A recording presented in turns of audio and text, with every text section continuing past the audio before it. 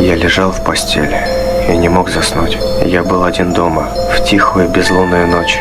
Я ворочался, пытался найти удобное положение, но все равно мне было неспокойно. Что-то сегодня ночью было не так. Я ворочался и ворочался, пока наконец не нашел удобное положение. Я закрыл глаза, но не почувствовал большой разницы. В комнате было и так слишком темно, чтобы увидеть хоть что-то. Я лежал тихо и неподвижно. Тело расслабилось, и разум затуманился. И я наконец был готов к необходимому мне отдыху. Вдруг тишина была нарушена. Мои глаза широко открылись, а в голову сразу полезли страшные мысли. Почти без всяких сомнений, это был звук удара кулака по стеклу. Но нет, это не может быть. А зачем кому-то будить незнакомого человека у него дома? Подумай логически. Если кто-то хочет вломиться, то зачем ему стучать в окно? Они просто разбили бы окно, вломились в дом и наделали много шума. Либо пытались бы вести себя как можно тише. Зачем стучать? Монстров не существует. Я немного успокоил себя и мог бы просто посмотреть в окно, но я отвернулся в другую сторону. Я слишком напуган, чтобы повернуть голову, боясь увидеть свой самый большой страх за окном. И все же, что это может быть? Может быть, пара птиц ударились мне в окно? Это слишком неправдоподобно. Может, это какие-нибудь детишки гуляют ночью и стучат в окна, чтобы повеселиться? Это возможно. Давай еще подумаем. Может, это все мое воображение?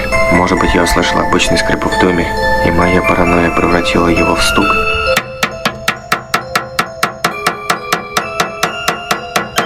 Нет, определенно это не мое воображение. Эти чертовы дети постоянно шалят. Они не сдадутся, пока не получат какой-то реакции. А может быть, какой-нибудь ужасный урод стоит на улице, который только и ждет, когда я выйду, чтобы напасть на меня. Не будь параноиком. Кроме того, он снаружи, а я внутри. Пока я не услышу треск стекла, я знаю, что я в безопасности. Монстров не существует. К тому же, я еще не совсем сюда переехал. Может быть, эти дети поймут, что я крепко сплю, и оставят меня в покое. Нет, это не могут быть дети. Ни один ребенок не будет так долго ждать, только ради того, чтобы разозлить кого-то. Им бы просто стало скучно, и они двинулись бы дальше. Но что это тогда? Почему серийный убийца из всех людей на свете выбрал именно меня? Подумай логически. Монстров не существует. Не будь параноиком. Они снаружи, я внутри. Пока я не услышу треск стекла, я в безопасности. Но если это не монстр и не убийца, тогда кто? Просто притворись, что крепко спишь, и может быть он уйдет. О боже, я не могу не думать об этом стуке. Я ненавижу этот непрекращающийся стук. Пожалуйста, уходи. Оставь меня в покое. Я теряю надежду. Кто бы это ни был, он собирается зайти внутрь и сделать со мной что-нибудь ужасное. Выдохни. Теперь сделай глубокий вдох. Я ощущаю, как сердце выскакивает у меня из груди. Просто расслабься. Монстров не существует. Помни, они снаружи, ты внутри. Пока не услышу треск стекла, я в безопасности. Повторяй это. Не позволяй страху победить себя. Просто делай вид, что спишь. Не шевелись.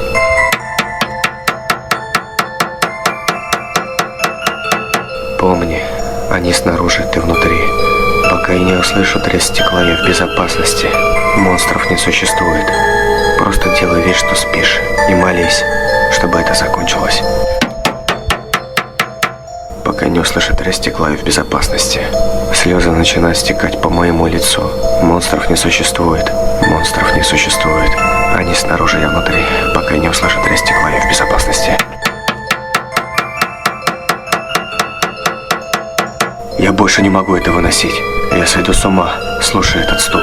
В конце концов, если я посмотрю, кто там, я успокоюсь, сделаю глубокий вдох и повторяю себе еще раз.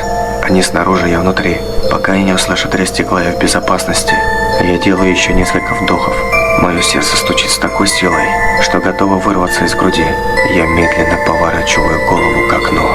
Мое сердце останавливается, и я слишком напуган, чтобы кричать или пошевелиться.